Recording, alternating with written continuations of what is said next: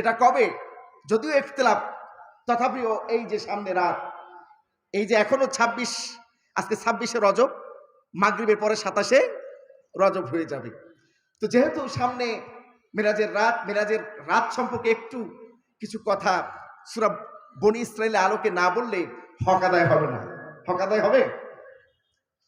ভাইরা আমার, বাবাজিরা আমার, আল্লাহ রাব্বুল আলামিন সূরাতুল বনী ইসরাঈলের প্রথম আয়াতে আল্লাহ পাক বলছেন, সুবহানাল্লাযী আসরা বিআবদিহি লাইলাম মিনাল মাসজিদিল হারামি ইলাল মাসজিদিল আকসা। বলেন আল্লাহু আকবার। আল্লাহ রাব্বুল আলামিন সূরা বনী ইসরাঈলের প্রথম আয়াতে তিনি বলছেন, সমস্ত দুর্বলতা, অক্ষমতা থেকে মুক্ত সেই মহান সত্তা, যিনি তার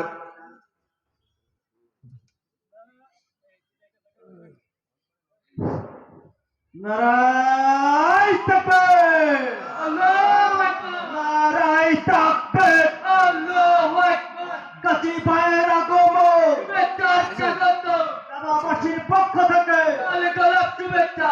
নারায়ে তাকবীর, আল্লাহু আকবার।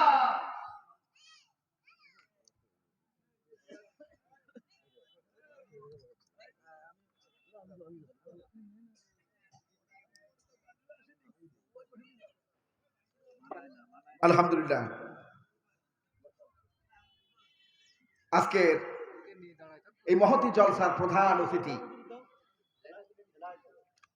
জনাব অ্যাডভোকেট গাজী এনামুল হক সাহেব, বিশিষ্ট আইনজীবী, সুপ্রিম কোর্ট, ঢাকা, আমাদের মাঝে হাজির হয়েছে। আমরা বলি আলহামদুলিল্লাহ। আল্লাহ পাক প্রধান অতিথির হায়াতের মধ্যে, রিজিকের মধ্যে বরকত দান করুক, সকলে বলি আমিন। আল্লাহ রাব্বুল আলামিন তাকে আরো বেশি দেশের আইন অঙ্গনে আরো বেশি খেদমত করার তৌফিক দান করুক, সকলে বলি আমিন। ভাইরা আমার, যে কথা আলোচনা করছিলাম মনে আছে তো? বিশ্বনবী জনাবে মুহাম্মদ রাসূলুল্লাহ সাল্লাল্লাহু আলাইহি ওয়াসাল্লাম, তিনি আল্লাহ রাব্বুল আলামিন তার হাবিবকে শবে মেরাজের রজনীতে এই ধরণী থেকে 7 আসমান উপরে নিয়েছিলেন। বিশাল ব্যাখ্যা দিয়ে কথা বলার সুযোগ হবে না। জাস্ট সূরা বনী ইসরাঈলের যে 14টি শিক্ষা আছে, এই 14টি শিক্ষার উপর আমরা কিছু আলোচনা করব, বলি ইনশাআল্লাহ। ভাইরা আমার, বাবাজিরা আমার, আল্লাহ রাব্বুল আলামিন এমন একটা ঘটনা ঘটাবেন যে ঘটনা মানুষের চিন্তা ভাবনার বাইরে, বলেন সুবহানাল্লাহ। এমন ঘটনা, যে ঘটনা মানুষ কল্পনা করতে পারে না। এই জন্য আল্লাহ রাব্বুল আলামিন প্রথমে সুবহানা শব্দটি ব্যবহার করেছেন। সুবহানা শব্দের অর্থ হলো পবিত্র। আল্লাহ রাব্বুল আলামিন সবচাইতে পাক, সবচাইতে পবিত্র।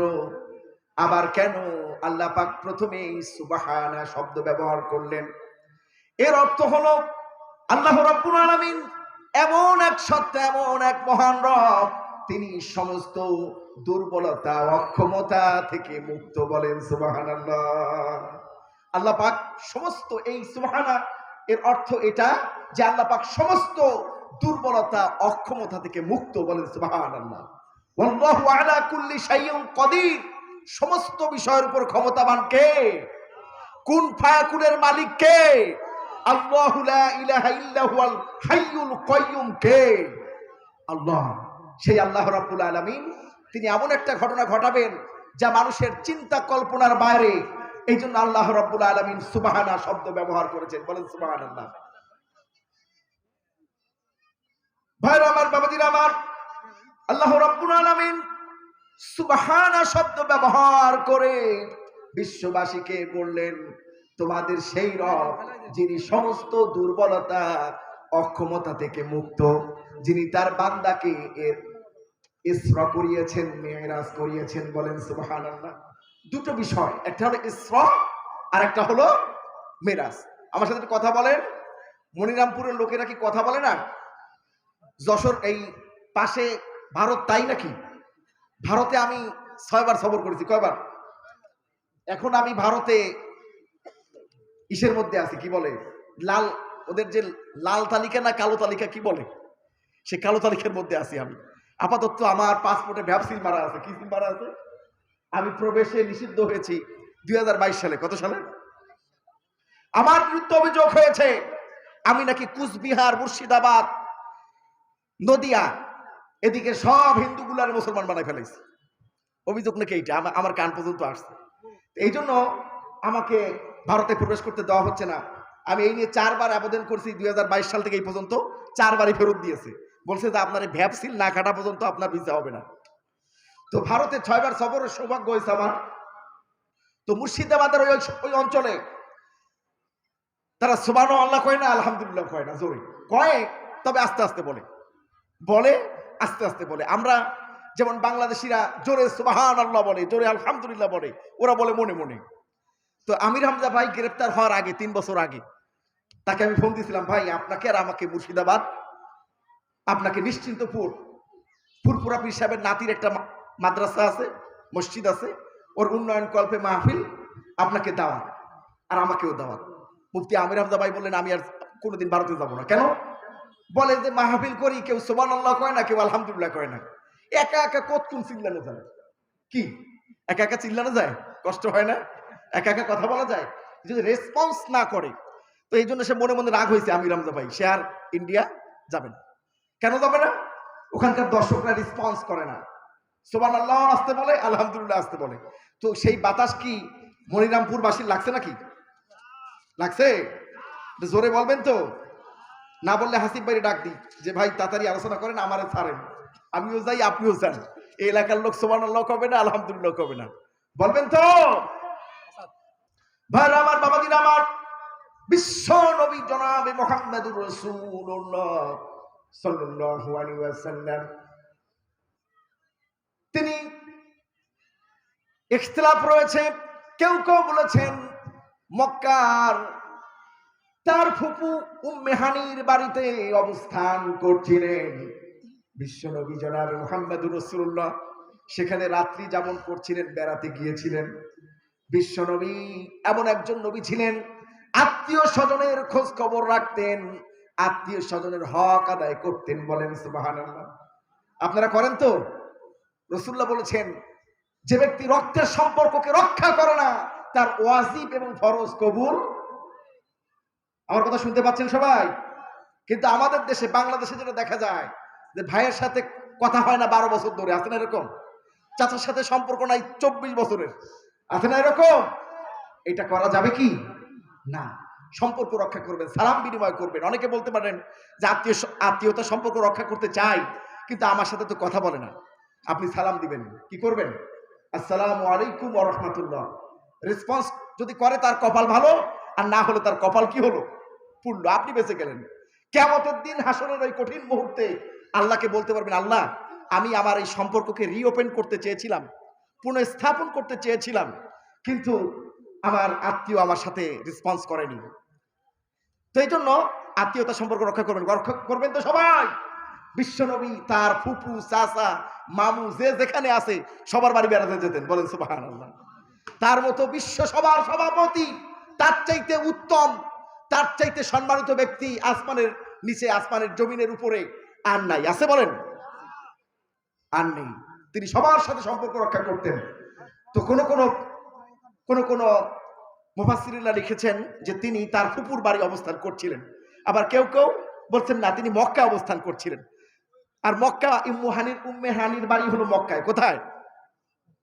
ভাই আমার, বাবাদিনা আমার, আর রাহিকুল মাখতুম থেকে শোনাচ্ছি, বিশ্ব নবী জনাবে মুহাম্মদুর রাসূলুল্লাহ তিনি ঘুমন্ত অবস্থায় ছিলেন।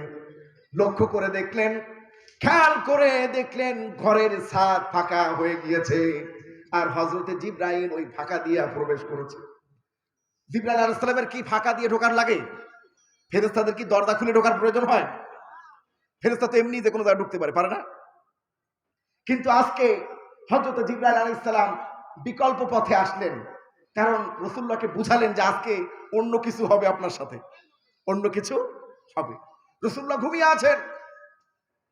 কোন মুফাসসিরিনরা লিখেছেন, কোন ঐতিহাসিকরা লিখেছেন, রাসূলুল্লাহ ঘুমিয়েছিল, হযরত জিবরাইল আলাইহিস সালাম রাসূলুল্লাহর পায়ে চুম্বন করছিলেন। আল্লাহু আকবার। রাসূলুল্লাহর ঘুম ভেঙে গেল। বিশ্বনবী লক্ষ্য করে দেখলেন হযরতে জিবরাইল আলাইহিস সালাম বিশ্বনবীর পাশে দাঁড়িয়ে। রাসূলুল্লাহ বলছেন, ও জিবরাইল, এটা কি করলে? তুমি কত সম্মানিত ফেরেশতা, যাকে আল্লাহ রাব্বুল আলামিন পৃথিবীর বুকে সমস্ত নবীর কাছে বার্তা বাহক করে পাঠিয়েছেন। বলেন সুবহানাল্লাহ। বাবা আদম আলাইহিস সালাম থেকে শুরু করে আমার পর্যন্ত তুমি ওহী পৌঁছেছো। তুমি তো সবচেয়ে সম্মানিত একজন মানুষ, তুমি এটা কি করলে? তুমি আমার পায়ে চুম্বন খেলে। হযরত জিবরাইল আলাইহিস সালাম বলছেন, আপনার পায়ে চুম্বন খেতে পেরে আমি আমার জীবনটাকে ধন্য মনে করছি। আপনার পায়ে চুম্বন খেতে পেরে আমি আমার জন্মকে সার্থক মনে করছি। আমার কর্মজীবন, এই যে ওহী নিয়ে আসা যাওয়া, এটাকে আমি সার্থক মনে করছি। বলি আলহামদুলিল্লাহ। কারণ আজকে এই কদম মুবারক আরশে আজিম ভ্রমণ করবে। বলেন সুবহানাল্লাহ। কোথায় ভ্রমণ করবে? আরশে আজিম ভ্রমণ করবে। মূলত বিশ্বনবী জনাবে মুহাম্মদ রাসূলুল্লাহ সাল্লাল্লাহু আলাইহি ওয়াসাল্লামকে আল্লাহ পাক আরশে আজিম ভ্রমণ করাবেন, এই মর্মে আল্লাহ পাক তো সব কিছু লিখে রেখেছেন, লিখে রাখছেন না? তবে রাসূল করিম সাল্লাল্লাহু আলাইহি ওয়াসাল্লাম যেদিন তায়েফে দাওয়াত দিতে গিয়ে রক্তাক্ত হয়েছিলেন এবং বারবার তিনি আসমানের দিকে তাকাচ্ছিলেন, ওই দিনই আল্লাহর পক্ষ থেকে সিদ্ধান্ত হয়ে গেল যে আমার বন্ধুরে আমি আসমানে নিয়ে আসবো। বলেন সুবহানাল্লাহ।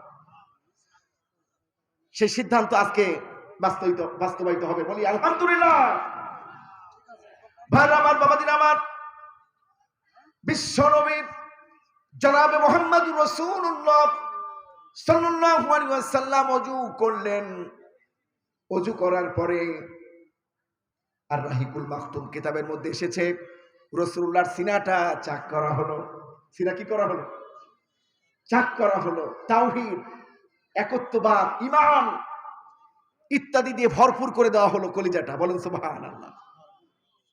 এরপরে বিশ্বনবী জনাব মুহাম্মদুর রাসূলুল্লাহ সাল্লাল্লাহু আলাইহি ওয়াসাল্লাম তিনি বোরাকে আহরণ করবে।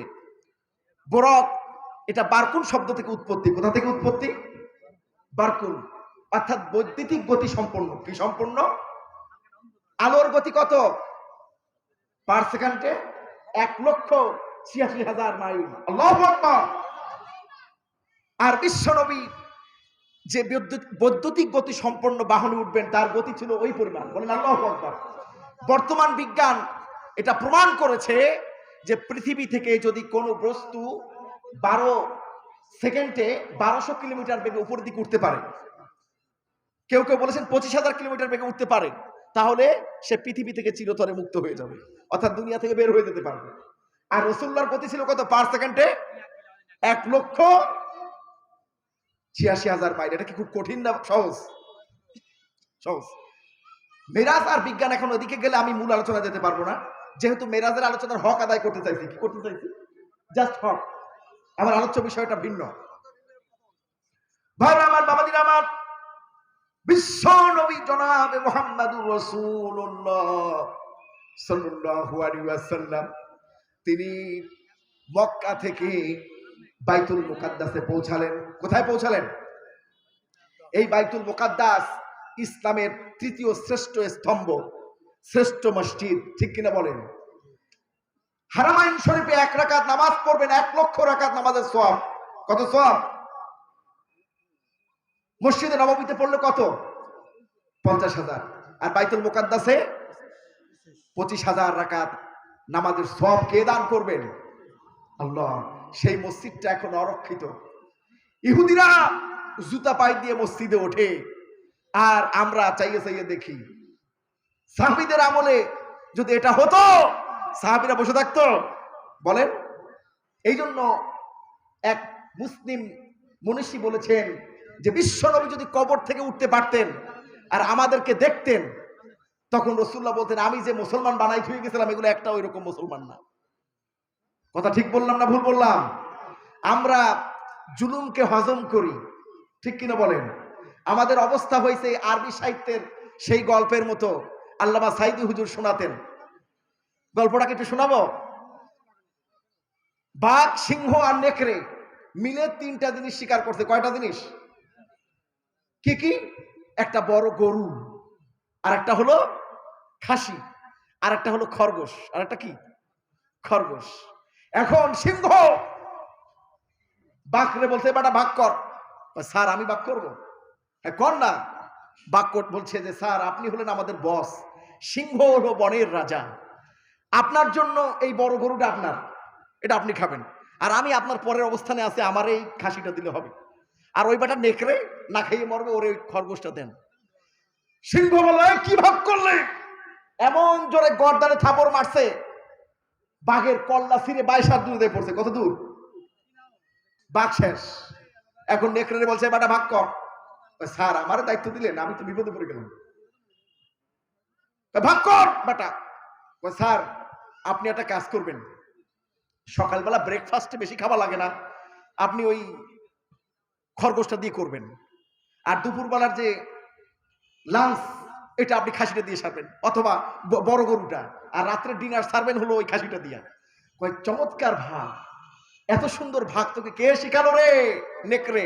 সিংহ বলছে, নেকড়ে বলছে এই মাত্র যে বাঘ কল্লা দিয়ে গেল, সেই কল্লা দেওয়ার সময় আমার শিখাই দিয়ে গেছে এইভাবে বাঘ করতে। আমার কথা কি বুঝতে পারছেন? তো বিশ্বের হায়নারা গোটা বিশ্বকে ছিঁড়ে ছিঁড়ে খাচ্ছে, আর আমরা নেকড়ের মতো বাঘ করতেছি। ঠিক কিনা বলেন? সবার মন জোগায় চলছি।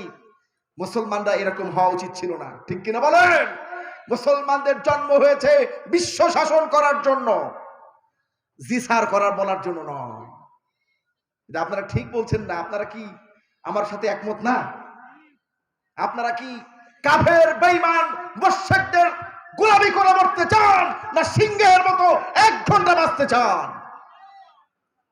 এইবারও মনে হচ্ছে যে কাজ হচ্ছে না। ভাত কি খেয়ে আসছেন দুপুরবেলা, নাকি না খেয়ে আসছেন? বেশি খেয়ে ফেলছে। ভাই আমার, বাবাজির আমার, বিশ্ব নবী জনাবে মুহাম্মদুর রাসূলুল্লাহ সাল্লাল্লাহু আলাইহি ওয়াসাল্লাম বাইতুল মুকাদ্দাসে যখন পৌঁছালেন, বিশ্ব নবী বোরাকটাকে একটা খুঁটির সাথে, আংটার সাথে বাঁধলেন। এটা একটা সুন্নাত। এটা কি? নিজের মাল হেফাজতে রাখা কি সুন্নাত। অ্যাপেক্সের 3500 টাকা দামের জুতা বাইরে রেখে আপনি মসজিদে নামাজে দাঁড়াইছেন, এন্ড সোর বেটা ওইটা দেখে সহ্য নাও করতে পারে, নিয়ে চলে গেল। দোষ দেবেন কি আল্লাহরে? আল্লাহরে দোষ দিবেন? ফুটা ব্যাগের মধ্যে চাউল নিলেন, দোষ দিলেন আল্লাহরে যে আল্লাহ তুমি সব করো। এই কথা কিন্তু ভুল। একটু আরেকটা বিষয়টা বলে যাই, আকীদাকে সাফ করতে হবে। অনেকে বলে এই পৃথিবীতে যা হয় সব আল্লাহ করে। সবকিছু আল্লাহ করেন না। কারণ ঘর চুরি হয়েছে, আল্লাহ কি ঘর চুরি করতে বলছে কাউরে? কেউ খুন হয়েছে, আল্লাহ কাউকে খুন করতে বলছে? খুন, রাহাজানি, ভোট চুরি আছে না, এগুলোকে আল্লাহ করতে বলে? বলেন। আমাদের এলাকায় এক লোকের বউ পলায় গেছে আরেক বেটার সাথে। এখন সব মসজিদের ইমাম সাহেব তো আর ইসলামী স্কলার নয়। ইসলামী স্কলার না। তো ইমাম সাহেবের কাছে গেছে, যে বলছে হুজুর আল্লাহ আমার সাথে এমন করলো, আমার বউটা আরেক বেটা নিয়ে গেল, এই ছোট ছোট বাচ্চাগুলো নিয়ে আমি কি করব? ইমাম সাহেব সঠিক জবাব দিতে পারেন নাই। তিনি বলছেন আল্লাহ যা করে বান্দার ভালোর জন্য করেন। এখন ওই লোকটা শিক্ষিত মানুষ, বলে যে আল্লাহ আমার সাথে এটা করতেই পারলো, তাহলে আমি তো আর আল্লাহকে পছন্দ করি না। বলেন নাউজুবিল্লাহ। আমি আর ইসলামের পথে থাকবো না, আমি খ্রিস্টান হয়ে যাবো। বলেন নাউজুবিল্লাহ। তো এই লোকটার কথা যখন একজন ইসলামী স্কলার শুনল, তখন তিনি বললেন যে তুমি যে মেসেজটা পেয়েছো ইমাম সাহেবের কাছ থেকে, এই মেসেজটা ভুল। এই মেসেজটা কি? পৃথিবীর বুকে কোনো অন্যায় কাজ আল্লাহ সংগঠিত করান না। এগুলো শয়তানে করায়। কে করায়? শয়তানে করায়। ভাইরা আমার, বাবাজির আমার, সময় স্বল্প, উপমা দেওয়ার সময় নাই। ওই ইসলামী স্কলার বললেন যে এখানে 2টো অন্যায় কাজ হয়েছে। কয়টা অন্যায় কাজ? একটা হলো তোমার স্ত্রী বেপর্দা হয়েছে। স্ত্রী কি করছে? বেপর্দা হওয়া কার হুকুমের লঙ্ঘন? আল্লাহর হুকুমের লঙ্ঘন। আর ওদিকে ওই যে পরপুরুষের হাত ধরে গেছে, সে পরনারীর দিকে দৃষ্টিপাত করেছে, এটা সে আরেকটা আল্লাহর হুকুমকে লঙ্ঘন করেছে। কারণ আল্লাহ পাক বলছেন, হে মোমেন বান্দারা, তোমরা অন্য মোমেনা নারী থেকে নজরকে হেফাজত করো। তাহলে সে অন্যায় করছে, তোমার বউ অন্যায় করছে। আবার আল্লাহ পাক কোরআনুল কারীমে বলেছেন যে যখন তোমরা পরপুরুষের সাথে কথা বলো তখন ভারিক্যের সুরে কথা বলো, মিষ্টি সুরে কোকিল কণ্ঠে কথা বলো না। এখন তোমার বউ কোকিল কণ্ঠে কথা বলছে, এই জন্য পরপুরুষের আকর্ষণ সৃষ্টি হয়েছে, এই কারণেই তোমার এই অবস্থা হয়েছে। অর্থাৎ আল্লাহর হুকুমকে লঙ্ঘন করার জন্যই একজন পরপুরুষের হাত ধরে তোমার বউ পলাইছে। এখানে আল্লাহর কিছু ছিল না, আল্লাহ পাক এগুলো করতে বলেন, আল্লাহ নিষেধ করছে। এই জন্য আকীদাকে সাফ করতে হবে, আকীদাকে সাফ করতে হবে। কোন অন্যায় কাজ আল্লাহ দুনিয়ার বুকে করেন না, করেন না ভাই। সময় স্বল্প। ভাই আমার, বাবাজির আমার, বিশ্ব নবী জনাবে মুহাম্মদুর রাসূলুল্লাহ সাল্লাল্লাহু আলাইহি ওয়াসাল্লাম বাইতুল মুকাদ্দাসে পৌঁছিয়ে তিনি তার বাহনটাকে হেফাজত করলেন, বোরাকটাকে বাঁধলেন। এটা একটা শিক্ষা আমাদের জন্য। কি এই জন্য মালকে হেফাজত করতে হবে। ঘর, বিশ্বনবী বলেছেন রাতে ঘুমাবে দরজা তালা দিয়ে ঘুমাও, বাতিকে নিভিয়ে ঘুমাও। এটা সুন্নাহ। এটা কি সুন্নাহ। নিজের মালকে হেফাজত করতে হবে। নবী করিম সাল্লাল্লাহু আলাইহি ওয়াসাল্লাম, ওখানে এক বর্ণনা এসেছে সমস্ত নবীর রূহ ছিল। নবী করিম সাল্লাল্লাহু আলাইহি ওয়াসাল্লাম তাদেরকে নিয়ে 2 রাকাত নামাজ পড়লেন রাসূলুল্লাহর ইমামতিতে। বলেন সুবহানাল্লাহ। এই জন্য রাসূলুল্লাহ ইমামুল মুরসালিন খয়তামুন নবিয়্যিন। ভাই আমার, বাবাজিরা আমার, বিশ্ব নবী সমস্ত নবীদের সাথে দেখা সাক্ষাৎ শেষ করে এবার তিনি প্রথম আসমানের দিকে রওনা হলেন। প্রথম আসমানে কে অবস্থান করছেন? হযরতে আদম আলাইহিস সালাম। আমি সংক্ষেপে বলে যাব, প্রত্যেকটা আসমানের ঘটনা আছে, আমি হক আদায় করবো। জাস্ট আদম আলাইহিস সালামের সাথে কথোপকথন শেষ করলেন।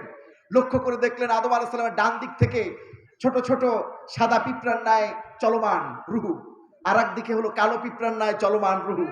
বিশ্বনবী জনাবে মুহাম্মদুর রাসূলুল্লাহ সাল্লাল্লাহু আলাইহি ওয়াসাল্লাম তাদের সাথে, আদম আলাইহিস সালামের সাথে কথা শেষ করে দ্বিতীয় আসমানে কে বলেন তো? হযরতে ঈসা আলাইহিস সালাম। হযরতে ঈসা আলাইহিস সালাম।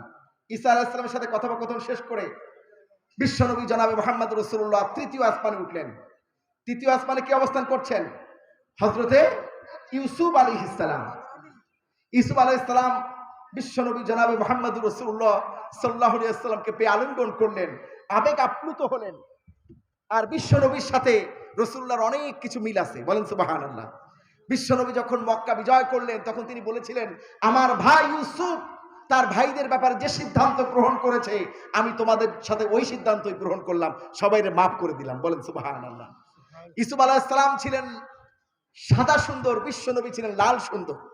আমাদের মা উম্মুল মুমিনিন হযরতে আয়েশা রাদিয়াল্লাহু তাআলা আনহা বলেছেন যে সমস্ত মহিলারা ইউসুফ আলাইহিস সালামকে দেখে হাত কেটে ফেলেছিল, তারা যদি বিশ্বনবীকে দেখতো হাত কাটতে কাটতে কলিজা কেটে ফেলে দিত, টের পেত না।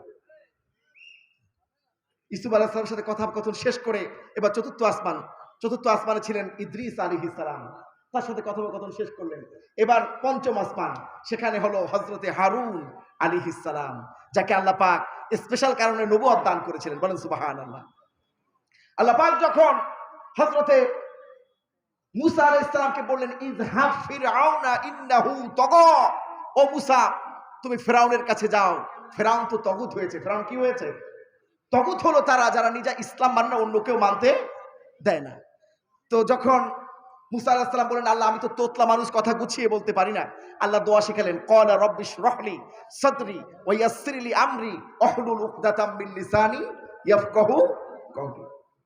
এরপর তার ভাই ছিল হারুন, নন আলেম, নন নবী, তাকে নবুয়ত দিয়ে দেওয়া হলো। বলেন সুবহানাল্লাহ। হারুন আলাইহিস সালামের বড় ভাই, মুসা আলাইহিস সালামের বড় ভাই হারুন, তিনি নবুয়ত প্রাপ্ত ছিলেন না, দাওয়াত দেওয়ার জন্য আল্লাহ পাক তাকে নবুয়ত প্রাপ্ত করলেন। বলেন সুবহানাল্লাহ। ভাই আমার, বাবাজিরা আমার, এরপরে ষষ্ঠ আসমানে হযরতে মুসা আলাইহিস সালামের সাথে দেখা হয়ে গেল। হযরতে মুসা আলাইহিস সালাম বিশ্ব নবীকে দেখে কন্দন করতে লাগলেন। বিশ্ব নবী জনাবে মুহাম্মদ রাসূলুল্লাহ মুসা আলাইহিস সালামের সাথে আলিঙ্গন করলেন। আর মুসা আলাইহিস সালাম বললেন, আমার বড্ড কষ্ট হয়, আমি আপনার আগে পৃথিবীতে নবী হিসাবে গমন করেছিলাম, কিন্তু আমার উম্মতেরা আপনার উম্মতের মতো অত জান্নাতি হবে না, অত পরিমাণে জান্নাতি হবে না। আমার দুঃখ লাগে, আপনার উম্মতরা অনেক বেশি জান্নাতি হবে, কিন্তু আমার কষ্ট হলো এই যে আমার উম্মত অত বেশি জান্নাতি হবে না। এরপরে সপ্তম আসমানে হযরত ইব্রাহিম আলাইহিস সালাম। ইব্রাহিম আলাইহিস সালাম তিনি বাইতুল মামুর, ফেরেশতাদের যে কিবলা, সেই বাইতুল মামুরে এভাবে হেলান দিয়ে বসেছিলেন।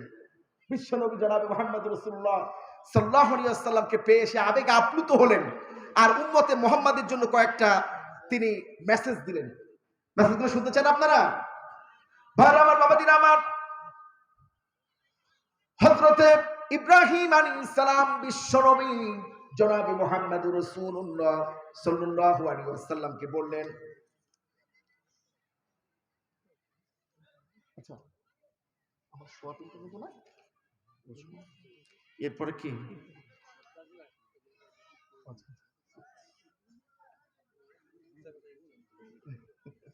এত সংক্ষিপ্ত সময় দিলে তো আমি তো আলোচনায় ঢুকতে পারি এখনো।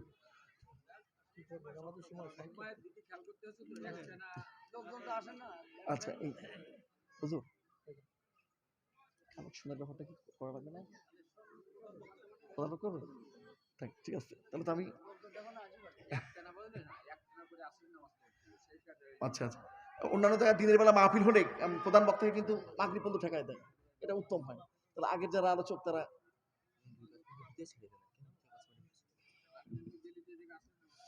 ভাইরা আমার, বাবাজিরা আমার, সময় স্বল্প, 2-4 মিনিটের মধ্যে শেষ করতে বলা হয়েছে, একেবারে অল্পর মধ্যে শেষ করে দিব। বিশ্বনবী জনাবে মুহাম্মদ রাসূলুল্লাহ সাল্লাল্লাহু আলাইহি ওয়াসাল্লাম হযরতে ইব্রাহিম আলাইহিস সালাম রাসূলুল্লাহকে বললেন, ও বিশ্বের শ্রেষ্ঠ নবী, ও আমার বংশীয় পুত্র, তুমি তোমার উম্মতকে আমার পক্ষ থেকে সালাম দিবা। 1 নম্বর নির্দেশ কি? সালাম দেওয়া। 2 নম্বর নির্দেশ, ইব্রাহিম আলাইহিস সালাম বললেন যে তুমি তোমার উম্মতকে বলবে জান্নাতের মাটি অনেক সুগন্ধ। বলেন সুবহানাল্লাহ। জান্নাতের মাটি কি? অনেক সুগন্ধ। 3 নম্বর যেটা বললেন যে জান্নাতের পানি হলো সুমিষ্ট, জান্নাতিন তাজরি মিন তাহতিহাল আনহার খালিদিনা ফিহা। আল্লাহু আকবার। 4 নম্বর হলো জান্নাতের ময়দান হলো খোলা। জান্নাতের ময়দান কি? এখন ওখানে দিয়ে আমরা কি ফাঁকা মাঠে থাকবো? ইব্রাহিম আলাইহিস সালাম কিছু আমল শিক্ষা দিলেন রাসূলুল্লাহকে। সে আমল কি? সুবহানাল্লাহি ওয়ালহামদুলিল্লাহি ওয়া লা ইলাহা ইল্লাল্লাহ আল্লাহু আকবার। এই আমল শিক্ষা দিলেন, বললেন এই আমল করো, জান্নাতের ময়দান ভরে যাবে। বলেন সুবহানাল্লাহ। এরপরে বিশ্বনবী জনাবে মুহাম্মদ রাসূলুল্লাহ সাল্লাল্লাহু আলাইহি ওয়াসাল্লাম সিদরাতুল মুনতাহা, এরপরে আরশে আযমে প্রবেশ করলেন। আরশে আযমে প্রবেশের ঘটনা সবাই জানেন। তাশাহুদের মধ্যে আমরা যেটা পড়ি, আত-তাহিয়াতু লিল্লাহি ওয়াস-সালাওয়াতু ওয়াত-তাইয়্যিবাত। আয় আল্লাহ, আমি তোমার জন্য আমার সমস্ত আমল, তওবা, ইস্তিগফার সব আমি তোমার সামনে হাজির করে দিলাম।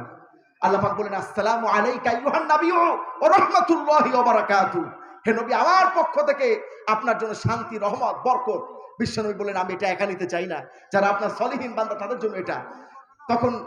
তখন আল্লাহ পাক বললেন, আসসালামু আলাইনা ওয়া আলা, রাসূলুল্লাহ বলেন, আসসালামু আলাইনা ওয়া আলা ইবাদিল্লাহিস সালিহিন। এটা সকলের জন্য আপনি আম করে দেন। ফেরেশতারা বলল, আশহাদু আল্লা ইলাহা ইল্লাল্লাহু ওয়া আশহাদু আন্না মুহাম্মাদান আবদুহু ওয়া রাসূলুহু। বিশ্বনবীর সাথে অনেক কথোপকথন হলো, একটা কথা যেটা উম্মতের জন্য শিক্ষা, এটা বলে আমি আমার আলোচনা ইতি জানবো, আমার সময় শেষ। সেটা হলো, বিশ্বনবীর সাথে আল্লাহর অনেক বিষয়, অনেক আলোচনা হলো, তবে একটা কথা বিশ্বনবী প্রাথমিকভাবে সবাইকে বলেন নাই, যেটা পরে বলেছিলেন, আল্লাহর সাথে আলাপনের কথা। এটা বলেই আমি আলোচনা ইতি জানবো। সময় পাওয়া যাবে?